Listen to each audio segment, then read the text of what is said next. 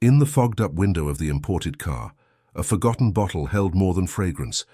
It held the secret of a night that should never have happened. When the millionaire's wife opened the door and smelled the sweet scent that wasn't hers, she didn't need a word. Doubt was planted like poison, and that subtle detail, a perfume too cheap to be on that leather seat, was enough to set fire to a house of appearances. No cameras saw it. No words were spoken. But in that suffocating silence, the elegant ruin of an empire built on forbidden desires began. The scandal wasn't born of screams, but of silence, and the maid's name, which no one dared to utter, would echo through the halls of the mansion for much longer than the scent she forgot. She just wanted to return the keys as she did every day, but that perfume, forgotten on the passenger seat, became a sentence. There was no note, there was no plan, just an unconscious distraction from someone who never imagined someone like him would notice her. But the millionaire noticed, and not just noticed, he felt it. Every detail of her began to haunt him in the cold hallways of the immense house. Her shy gesture, her gaze avoiding his, her sweetness that contrasted with the world where everything was bought, including love. When the scandal broke, it wasn't her scream that leaked to the press, but his absence. And while the newspapers speculated betrayals and scandals, they both knew that forgotten bottle wasn't an oversight. It was destiny. And destiny has a habit of exacting a heavy toll when love begins in the basement, but explodes in the heights of luxury. If this story has you hooked, just imagine what's to come. Like and subscribe so you don't miss the next twist. It was a clear morning on the outskirts of Boston, with the sun reflecting off the wide windows of the white-columned mansion. Life there moved in controlled silence, like a spectacle of well-rehearsed gestures. Nothing was out of place. Not a fallen flower in the meticulously manicured garden, not a single glance off script among the members of that household, who seemed to be playing roles, not living. The millionaire's wife always woke up to the same ritual: a warm bath with French foam, black coffee served at 9, reading the newspaper on the balcony overlooking the lake. And while she went through her routines like someone choreographing her own existence, there was someone who went unnoticed by everyone. Except one. The waitress's name was unnamed in conversation. She was the cleaning lady or the coffee lady, the one who arrives early. She came in silently, left silently, but she saw everything. She witnessed the absences, the awkward silences between husband and wife, the long dinners where the clatter of cutlery rang louder than any laughter. She didn't judge, she just observed. And in that observation, she learned to move as part of the house, as if she were just another piece of furniture in the corner. Discreet, functional, invisible, but not to him. The millionaire first noticed her when she picked up a broken vase in the hall without a word, only bending down lightly to avoid making a noise. He, who dealt with figures and contracts, wasn't used to noticing small gestures, but in that moment something changed. He began to notice her hands, her eyes that avoided his, the way she arranged the books on the shelf with a care his wife had never possessed. He began to anticipate her presence, without understanding why. And before he knew it, he knew she always arrived at 7:52, wore a light perfume with citrus notes, and had a smile that appeared only when she thought no one was looking. The wife, elegant and cold, noticed her husband's distance without saying a word. She preferred to pretend it was work, business, the stress of the stock market. After all, he'd always been distant. The problem was, now he was too distant, even to pretend. But she didn't ask. And he didn't explain, because deep down something inside had already changed, even if nothing had actually happened. Nothing visible, nothing tangible. Just a desire hidden behind glances that avoided each other, knowing that if they met for too long, something would break. And it was in this silent scene that the first crack appeared. A small glass bottle with a gold cap, unintentionally left on the car seat. He didn't even notice when she left it. Perhaps it fell from her pocket, her purse. Or perhaps fate had it, but the perfume remained. And the one who got into the car that morning wasn't just a wealthy man's wife. It was a woman wounded by time, by pride, and by the absolute certainty that the scent wasn't hers. She didn't need to ask. She sat in the passenger seat and stood still for 3 seconds. The driver opened the back door as usual, waiting for her to put her bag down. But that day, she didn't move, because the perfume was still there. Not just any scent, but that specific aroma. Citrusy, soft, almost adolescent, that didn't belong in that house or in her world. It was too sweet, too innocent, and precisely because of that, dangerous. She closed her eyes. She remembered the moment she'd gotten into that same car for the last time, and the scent was still hers. Now there was another, and she wasn't the one wearing something like that. That afternoon, she said nothing. She ate lunch with her husband in silence. He talked about investments and meetings with Chinese investors, while she pushed her salmon with her fork as if calculating every detail. It wasn't the first time she'd suspected, but it was the first time she'd felt it. And there's something cruel about a woman's intuition when it finds subtle evidence, because it's precisely that evidence that hurts the most, the kind that can't be denied but also can't be accused, because there's no evidence, just a scent. In the following days she began to observe, not with the hysteria of a jealous woman, but with the precision of someone who knows where to look.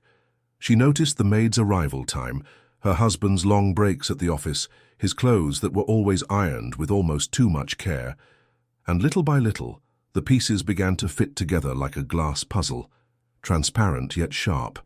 She saw his gaze when the girl served the coffee, a second longer, almost imperceptible. She saw how he lifted his head when he heard her light footsteps in the hallway, and that was enough. But she didn't scream, she didn't confront, she waited. Because women like her don't make a scene, they set silent traps. And in that silence, she began to write her revenge with the same coldness with which she signed checks to the housekeeper. She told no one, not her sister, not her best friend from the club. She kept it all inside as if she were gestating something poisonous. And when she decided to act, it was without fanfare. She invited her husband on a trip. 3 days away, just the two of them. He accepted, surprised, believing it was a gesture of reconciliation. Before leaving, he gave instructions to the household staff. He said the maid could stay, but she didn't need to come in on Saturday. She should rest, that she deserved it. And she listened to this with her heart racing, not understanding what it meant. There was no malice in his tone. There was care. And that was what hurt the most. On the trip, his wife was kind but distant. She touched his arm out of obligation, smiled. In photos, but there was no spark. Meanwhile, from afar, the house slept quietly, empty. The perfume still lingered in the car, and she knew that when she returned, there would be no more excuses, because she didn't need a confession, just an opening. When they returned, he went straight to the room. He called the housekeeper and asked her to gather the staff contracts. He read item by item until he reached her name. And in the same sweet voice as always, he said, "We're terminating. No just cause, just say we don't need it anymore. And pay well." The housekeeper hesitated but complied. At the end of the day, the maid was called. She received the envelope. There was no reason. There was no accusation. Just a thank you and a "we wish you success." She didn't cry. She just lowered her eyes. And in that silence she knew. Someone had smelled it. She walked to the gate, clutching the envelope with trembling hands, unsure if it was the late afternoon chill or what she felt inside. Outside, the street was the same as every day, but in that moment everything seemed different. The world around her continued its rhythm, cars passing, dry leaves piling up on the sidewalk, a dog barking in the neighboring yard. But inside, there was a thick silence, as if someone had closed a door from the inside. She didn't ask why. She didn't plead. She didn't seek anyone's eyes. She simply left. On the sidewalk, she sat for a moment. She looked at the envelope and then stared at the mansion's gate like someone trying to wake from a dream. And then she smiled. Not with relief nor with despair, but with the kind of smile that appears when grief finally finds form. A smile that says, "I knew it," because she knew. From the moment she dropped the perfume in the car, from the second she saw his eyes waver when she greeted him, with that all-too-innocent, Good morning. There was something between them, something that needed no touch, no words, just presence. He walked home. The money in the envelope was enough to last him a few months. Maybe he'd even return to the countryside. Maybe he'd drop out, maybe not. Entering his small, rented room, he took a deep breath and allowed himself to cry. A dry, sob-free cry, like someone letting out something that had been bottled up for too long. On top of the dresser was a crumpled copy of a book of poems she read at night, hidden between shifts. He opened it to a random page and read quietly. The words fell like a comfort. She wasn't stupid. She wasn't naive. I knew I'd never have a place in that world.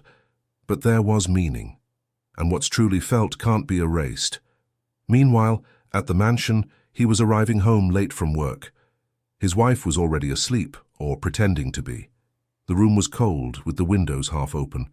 She sat on the edge of the bed and felt something strange in the air, an emptiness, an absence, a different silence. The next day, he noticed the coffee didn't taste the same, that the bookshelf seemed out of order, that the sheets were less fragrant, and only then did he realize she was no longer there. He went to the office and called the housekeeper. He asked about the dismissal. She answered without hesitation, but without looking him in the eye. It was the lady's order. He nodded, but inside something was crumbling. Not because of losing an employee, but because of losing the only presence that kept the house breathing. In the days that followed, he tried to ignore the emptiness. He filled the hours with meetings, spreadsheets, and phone calls, but every time I got in the car, the smell returned. Even after they had the upholstery cleaned, even after they replaced the floor mats, the scent lingered, not in the leather, but in my memory. And memory, he knew, was a sentence he could not revoke. He began to see her everywhere in the house, not as a hallucination, but as a trace. He'd walk through the living room, his eyes lingering on the sofa cushions, remembering how he'd seen her silently adjust them with an almost maternal gesture. He'd climb the stairs and remember the way she'd step back discreetly to let him through. Her hands, always firm and gentle, came back to him in absurdly clear detail. It wasn't love. It wasn't passion. It was something crueler.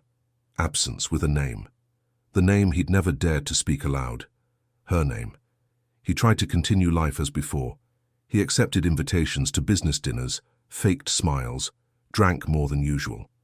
But each night, as he lay next to his increasingly distant wife, he felt something inside him had been stolen, not by the woman sleeping next to him, but by the one who was no longer there. And the most ironic thing was that there had never been anything between him and the maid. Nothing physical, nothing that could be pointed at. And yet, everything had changed because of her. Memories assailed him at the most inopportune moments. As he got into the car, he remembered the time she'd forgotten her umbrella in the back seat. In the kitchen, opening the cupboard, he recognized a mug she'd used to secretly drink tea on cold nights. Small relics of an invisible everyday life, but now unbearably present. Because that's what she'd become, a presence in absence. One day he came home early from work and found his wife silent, writing something by hand, a rare occurrence. She didn't look at him.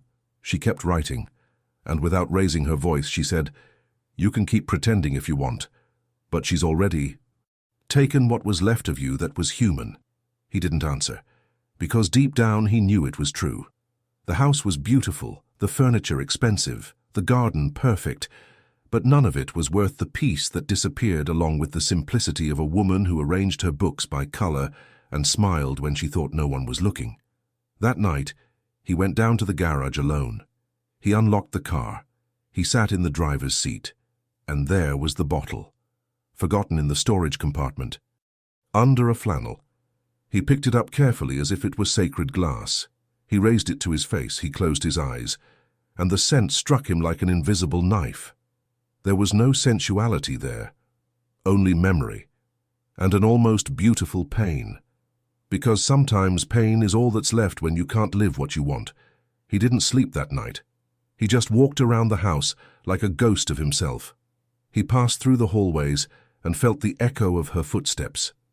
In the library, he remembered the day he saw her leafing through a book hidden away, thinking no one would notice. In the laundry room, he remembered the way she folded his shirts without even looking him in the eye. And then he realized she never wanted him, never provoked him, never tried anything. And perhaps that's why she was the only woman he ever truly desired. And that's when the punishment began. His wife began to live as if she no longer expected anything. Her eyes no longer sought his, not even out of courtesy. They slept in separate rooms, dined in silence, passed each other in the hallways like strangers in a house that once pretended to be home. She didn't shout, didn't demand explanations. She simply remained present, as if fulfilling a contract signed in cold blood. He, however, tried as he might to maintain appearances, began to wither inside. What had once been a contained desire now became an obsession disguised as longing. He didn't seek another woman. He didn't indulge in distractions. He thought only of her, of simplicity, of what could have been. It was then that chance, or perhaps fate, presented him with unexpected information. A close friend, unaware of anything, commented on a university lecture, praising a student who had recited passages from Sylvia Plath movingly. A humble girl works during the day, studies at night. You should see. It's rare to see people like that in this environment. And that sentence alone was enough to make him suspicious. The name that followed left no doubt. The next day he went. He slipped quietly into the auditorium of a community college. He sat in the back rows, and when she stepped onto the makeshift stage, he felt his heart skip a beat. It was her, in jeans and a white shirt. Simple, but now there was something new in her gaze. Steadiness. She read a poem about roots and winds. Her voice trembled a little, but her eyes didn't. And in that moment, he realized that time had passed. Not enough to heal him, but enough to distance her from who he was. She didn't see him, or pretended not to. She finished reading, thanked him, and stepped off the stage. She chatted with some colleagues. She laughed at something, and that laugh hurt more than any accusation. Because he was no longer part of that world. He wasn't part of the universe she had built after being erased from the mansion. It was like watching an old movie with a new ending, one that didn't include the original protagonist. He drove home silently, his hands tightening on the steering wheel. That night he didn't want to have dinner. He spent hours locked in his office, rereading old emails, looking at old photos of the house, searching for details of it. He wanted to know when he began to desire what he couldn't, and why he never had the courage to admit it. His wife watched him from afar. There was no longer any sorrow on her face, just confirmation that everything had happened as she'd hoped. The fall was underway. No more action was needed. Only time. Because time, she knew, was the true executor of justice, something she didn't need to ask for. And he, caught between what he lost and what he never had, was beginning to understand that certain mistakes don't leave visible marks, but become internal tattoos that hurt forever. And it was there, in that silent pain, that karma began to whisper. The next morning, he woke before his alarm. The sky was still dark when he got out of bed and walked to the window of the room where he now slept alone. The lake at the back of the property seemed still, as if even the water itself was in mourning. He dressed slowly, putting on his shoes with a ritualistic slowness, as if preparing not for a day of work, but for an invisible burial. He didn't know exactly why, but he needed to get out of there, away from the walls that now seemed suffocating, away from his wife's complicit silence, away from everything he once called stability, but now understood to be a prison of luxury. He got in his car and drove aimlessly. The city was still waking up when he parked in front of a local coffee shop. He ordered a black coffee and sat by the window, and it was there, amidst the other people's normalcy, that he felt the true weight of what he had done, or rather what he hadn't done. Because the guilt didn't stem from having betrayed her physically. There had been no touching, no real kiss, but he had betrayed her. He had betrayed the heart of someone who only served tea and folded shirts, but did so with dignity and beauty, and he had betrayed himself for never having the courage to choose what was simple over what was safe. Meanwhile, she lived her days at a new pace. Enrolled in extracurricular activities, she did internships, wrote late into the night, and devoured books borrowed from the college library. She didn't speak of him to anyone. She kept no material memories, but she carried within her something he never knew how to name. Sometimes, between classes, she remembered the brief touch of his hand as he passed her a piece of paper, or how his eyes would hesitate whenever they met hers. But she knew that wasn't love. It was the absence of everything she needed. Because what she wanted wasn't a stolen glance. It was choice. And he never chose her. At home, the millionaire's wife watched the days pass with disconcerting calm. She received visitors, hosted dinners, smiled in the society pages. But deep down, she knew that world was slowly crumbling. Her husband, no longer shone in meetings. He lost contracts, made poor decisions. Investors were becoming suspicious. The company's stock price fluctuated. And she did nothing to stop it, because she knew the castle was sinking, not from the outside, but from the inside. And it all started with a forgotten perfume. On a cold Sunday night, he returned later than usual. The house was dark except for a lamp in the library. Upon entering, he found an envelope on the table. In it, his wife had left a single sentence. Written in her elegant handwriting, "I give you back the freedom you never had the courage to seek." And deep down he knew, this was the beginning of the end. There was no scandal. There was no fight. Just silence. The same absence that had begun with the forgotten bottle now took shape in separation documents, in the lawyer's phone calls, in the empty gaze in the mirror. And there, before that weary reflection, he understood that sometimes punishment comes as absence. Like everything left. Unlived. Like everything left unsaid. After the note, there were no more dinners, no more agreements. The lawyers took care of everything, and within a few months the separation was official. The press speculated, but as always, the wealthy knew how to silence scandals with large sums of money and discreet statements. The version released was one of mutual agreement, natural wear and tear, differing views. But deep down, he knew it was a lie. The real reason was missing. Or rather, he was. Living another life, far away, unaware of how much still lived within him. The house was put up for sale. He moved to a smaller apartment, with large windows and furniture he'd chosen himself. For the first time in years, I made coffee by myself. I did my own laundry. And it was in the silence of the most mundane tasks that he felt the sharpest absence. Not of her, his wife, but of the other one. The one who folded sheets as if rewriting the corners of the house. The one who passed by him so silently that she only left her mark after she'd left. And it was precisely this kind of presence he couldn't shake from within. The nights were long, even with wine. Loneliness was now a figure that walked with him through the rooms. Contracts fell through, partners left, numbers no longer obeyed him as before. His fortune didn't evaporate, but bled. Slowly. And with it, the feeling of invincibility he'd always carried.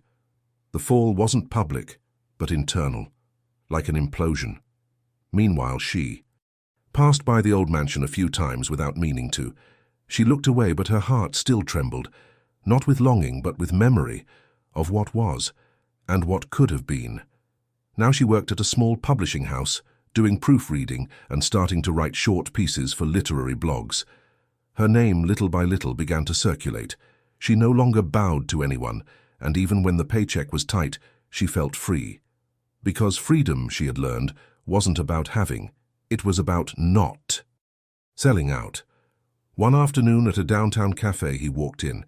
He sat at a corner table. He ordered his usual, but when he turned, he saw her, alone with a book in her hands. He read for a few minutes, then took a sip of tea. He hesitated. He thought about getting up, going to her, saying something, anything, but he didn't, because in that instant he realized he couldn't, that their time had passed, and what remained now was only what he hadn't experienced. She caught his eye. Their eyes met. For a second, there was no smile, no hurt, just recognition. like someone who reads the last paragraph of a book and understands the ending, even if they don't accept it. He left the cafe with the bitter taste of something that never happened. She stayed. She finished her tea, closed the book, and for the first time in a long time, she felt that story was finally behind her. Because some pains follow us like shadows, but there are others that over time become nothing more than turned pages. After that silent encounter in the cafe, he spent days reliving the moment as if he could rewrite it. He thought about what he could have said, what he could have done differently. But there was no room for useful regret, only for the bitter realization that time waits for the indecisive. He, who had always had everything in hand, now found himself speechless before someone who no longer owed him anything. And that hurt more than any public scandal. It was an intimate punishment, without an audience, without headlines, just him and the pulsing guilt. He tried to find her again.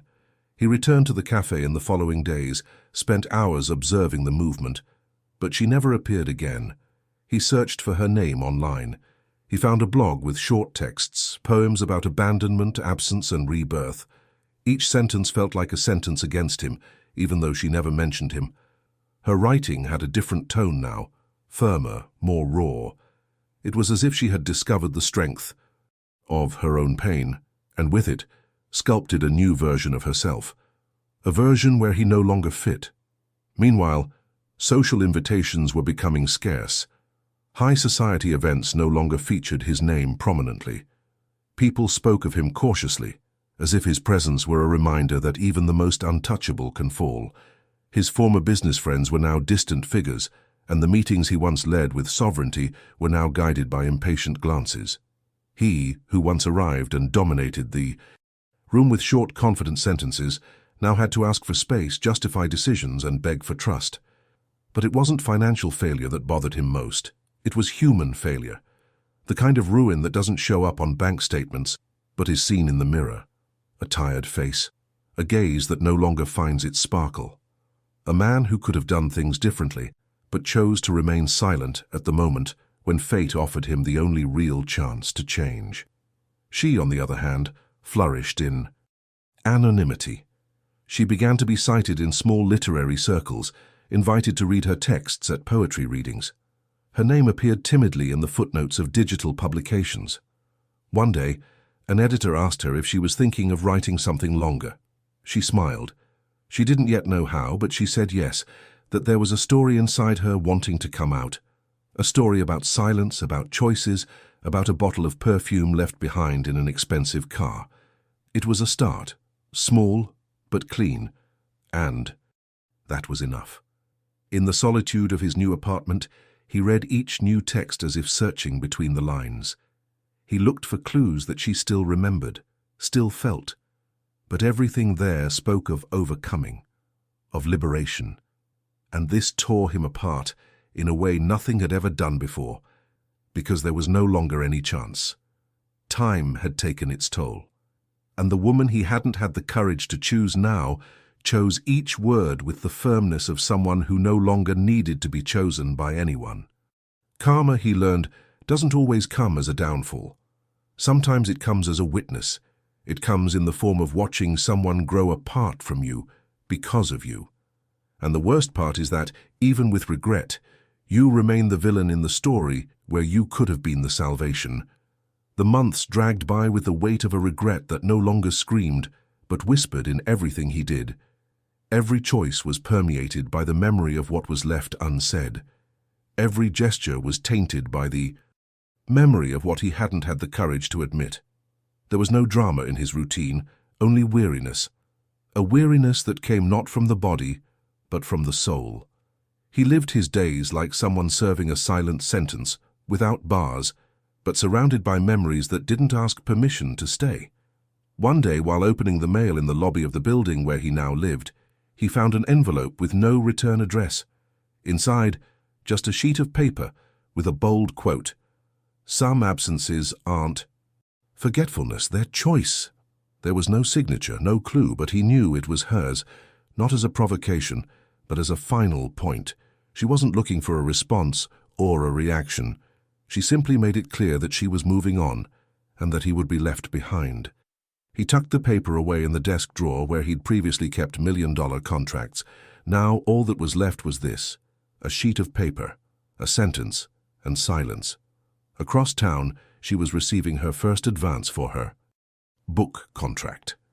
The small publisher had placed a bet on her writing, not because of the untold scandals, but because of the raw emotion that oozed from every line.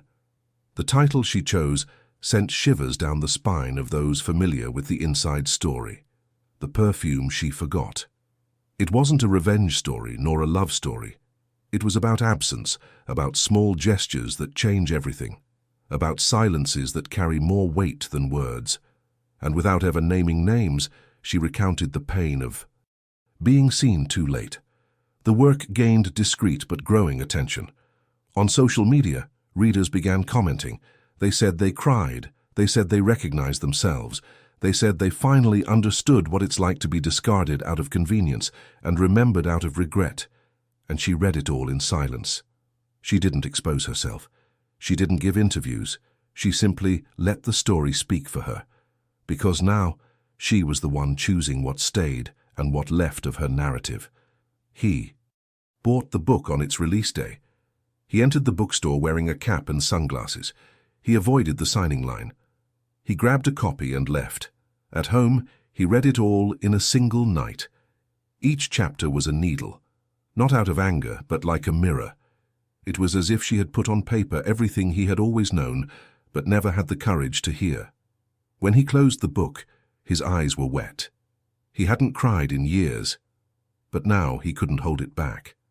Because that story, even written in different words, was his. Or rather, it was about him, but without him. The next day he left the book on the most visible shelf in the apartment, not as a trophy, but as a reminder that everything we ignore comes back. Not always as scandal, sometimes as literature, sometimes as someone else's success, sometimes as what could have been our love, but which today shines in the world as proof that unlived love can also blossom far from us. After the book, she began to be seen differently. The looks in the hallways were no longer of indifference but of admiration. Her words echoed on social media, in literary circles, even in columns she never imagined reaching before. But even with all this, her life remained simple. She took the subway, wrote in the same old notebook, frequented the same discreet coffee shop downtown. She didn't seek fame. She sought peace. And above all, she didn't want to return to the past. It wasn't a topic, nor pain, just a dusty memory that occasionally insisted on appearing in her dreams, but which upon waking she left behind with her first cup of tea. He, for his part, continued to follow everything from afar. He knew every review, every written interview. But he never dared to show up. His fortune was no longer as solid as it once was, and his presence at events had become tolerated, not desired. Those who had once flattered him now treated him with the courteous coldness reserved for those who had lost their luster. And he knew, no one forgives the powerful who weaken. But what consumed him most wasn't status. It was the echo of that phrase she had written. Some absences aren't oblivion, they're choice. Because for the first time in his life, someone had chosen to move on without him, not out of anger, but out of merit. One random late afternoon, while walking through the old neighborhood where artists and writers he never really knew lived, he stopped in front of a window. It was a small, used bookstore, and there was the name prominently displayed on a simple sign: book signing with the author of The Perfume She Forgot, today at 6 p.m. He glanced at his watch. It was 5:45 p.m. He stood still. The city continued around him, with horns honking, footsteps, voices. But he heard nothing. Just that poster, that picture of her smiling with calm eyes. And then he took 2 steps back, then 2 more. He didn't go in. He didn't want to, or didn't have the courage, because he now understood that there are doors that can no longer be opened, not because they were locked, but because time has moved on and taken the key with it. On the other side of the display window, she delicately signed books.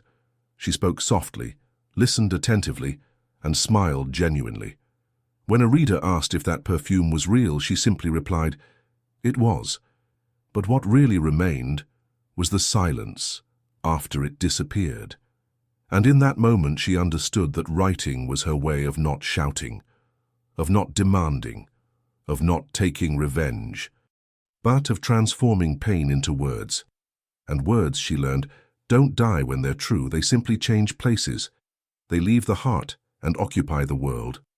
That night, he walked to his car. He paused for a second before opening the door. The same car, the same leather, the same place where it all began one day with a forgotten bottle. And then he opened the glove compartment. There it was, the bottle, intact, empty, but still with a faint trace of the scent. He approached. He smelled it. And this time it didn't hurt.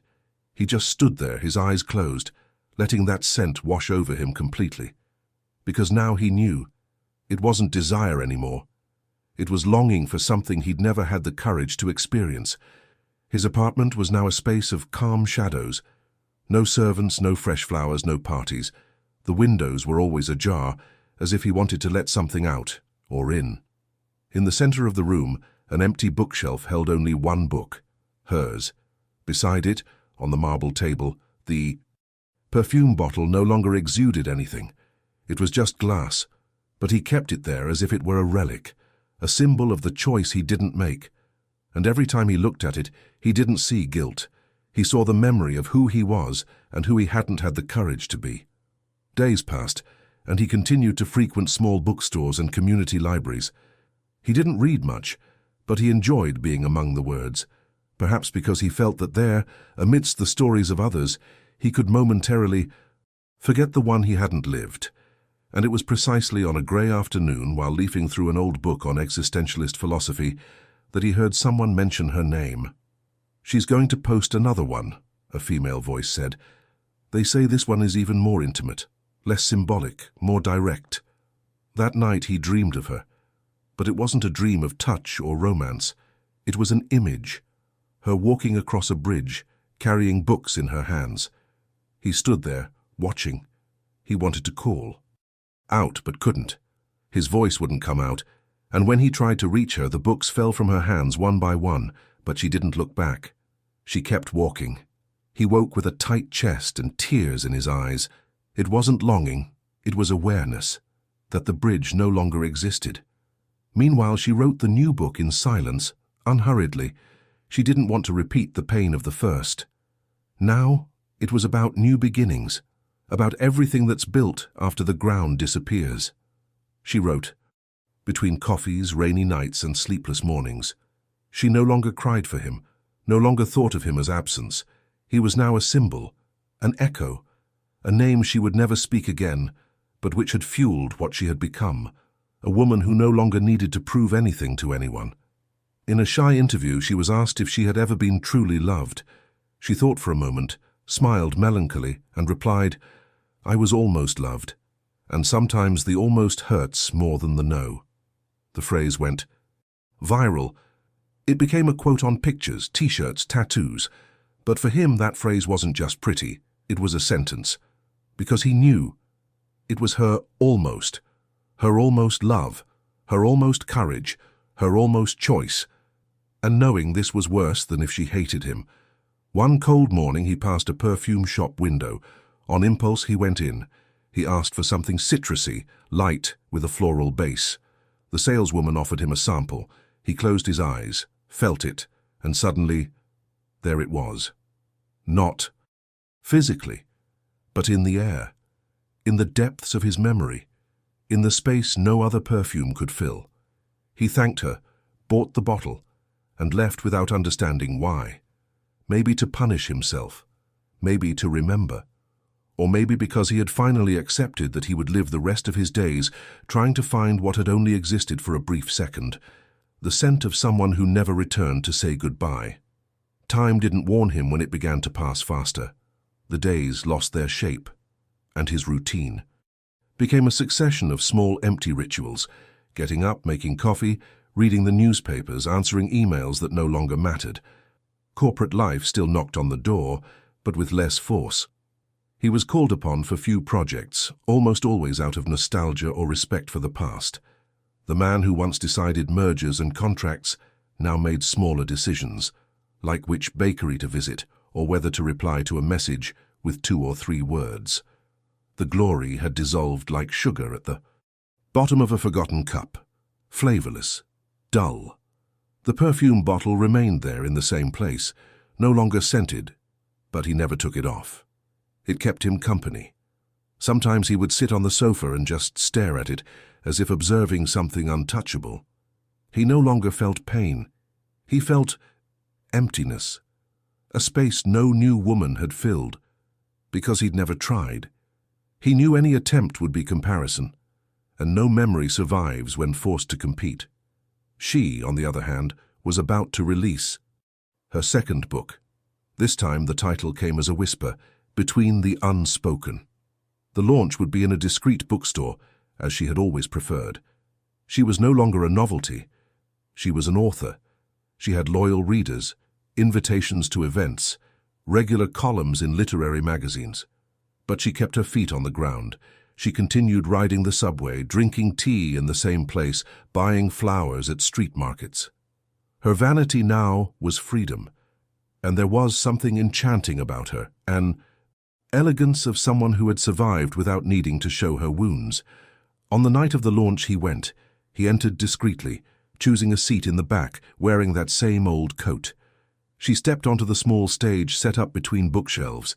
She began to read a passage, and as her voice filled the room he closed his eyes, because he recognized the power that had always been there, but which he only saw too late.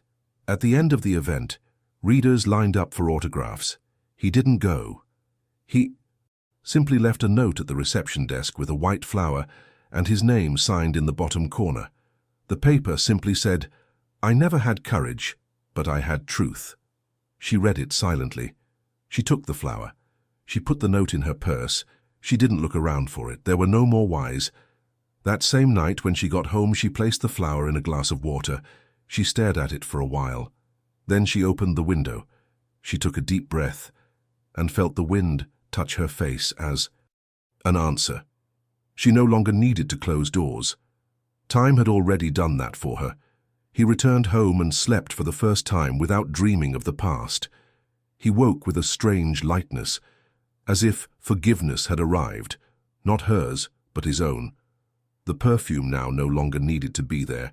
He put the bottle in a box, he closed it. He put it in the top cabinet where the memories that no longer hurt were kept. Time passed, more than he could have imagined possible. The seasons changed so often that life was no longer measured by events but by absences. The city aged with him. The buildings gained new facades, the cafes changed hands, the faces on the sidewalks no longer recognized him. But he was still there, living at a lower, slower, almost submerged frequency, as if he had become a survivor of his own mistake.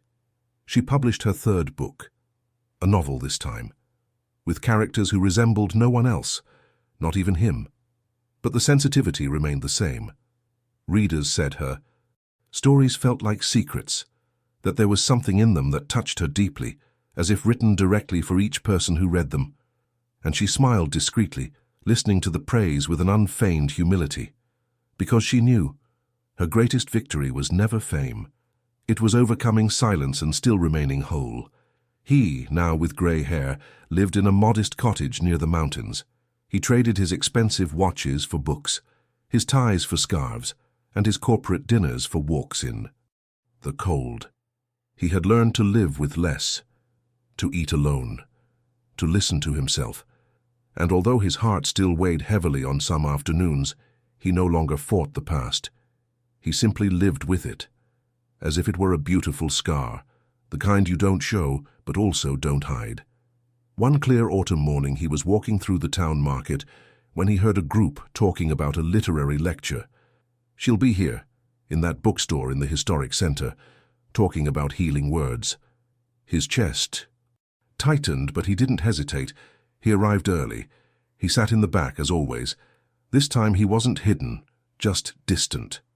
She walked in a few minutes later, wearing a light blue dress, her hair loose, her eyes steady, It was her, but she was someone else.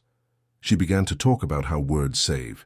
She said there are pains that only become comprehensible when they are written down, that not every story needs to be told to everyone, but that some need to be written down so they don't devour those who carry them. Sometimes, she said, what saves us is exactly what we had to leave behind. In the end, he left no note, no flower, no message. He simply stood, approached slowly, and waited for everyone to leave. She saw him. Their eyes met, and for the first time in all these years there was a moment of peace between them. She smiled, not out of affection or longing, but out of gratitude. He said nothing. He simply nodded, his eyes welling with tears, as if finally understanding the lesson. She placed her hand on the most recent book on the table and pushed it toward him. She didn't sign it, she didn't say a word. She simply handed it to him.